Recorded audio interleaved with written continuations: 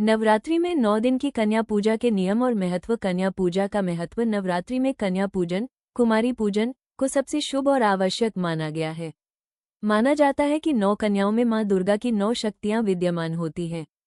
कन्या पूजन करने से घर में सुख समृद्धि आती है, दरिद्रता दूर होती है और मां दुर्गा की विशेष कृपा प्राप्त होती है। कन्याओं को माता के स्वरूप मानकर उनकी सेवा व पूजन करना ही कन्या पूजन कहलाता है। कन्या पूजन के नियम। कदम दर कदम। 1. तिथि। कन्या पूजन प्रायः अष्टमी या नवमी तिथि को किया जाता है। 2. कन्याओं का चयन। 2 से 10 वर्ष तक की कन्याओं को पूजना शुभ माना जाता है। साथ ही एक छोटे लड़के, लंगूर, भैरव को भी बुलाया जाता है। 3. व्रत व शुद्धि। कन्या पूजन से पहले घर की साफ सफाई होनी चाहिए। पूजन करने वाले को स्नान करके शुद्ध वस्त्र पहनने चाहिए।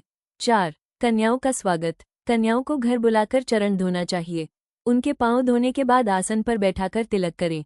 उनके हाथों में मौली, लाल धागा बांधें और फूल अर्पित करें। 5. भोग, प्रसाद। कन्याओं को माता के भोग के रूप में ये प्रसाद परोसा जाता है। पूरी, काला चना और हलवा, फल और मिठाई भी दी जा सकती है। 6. दान दक्षिणा। भोजन के बाद कन्याओं को दक्षिणा, उपहार, कपड़े या फल देकर सम्मानपूर्वक विदा करना चाहिए। नवरात्रि के 9 दिन और कन्या पूजन का रहस्य। नवरात्रि के 9 दिनों में देवी के 9 रूपों की पूजा होती है। कन्या पूजन में इन्हीं 9 रूपों की झलक कन्याओं में देखी जाती है। इसीलिए कन्या पूजन को नवरात्रि व्रत का समापन माना जाता है।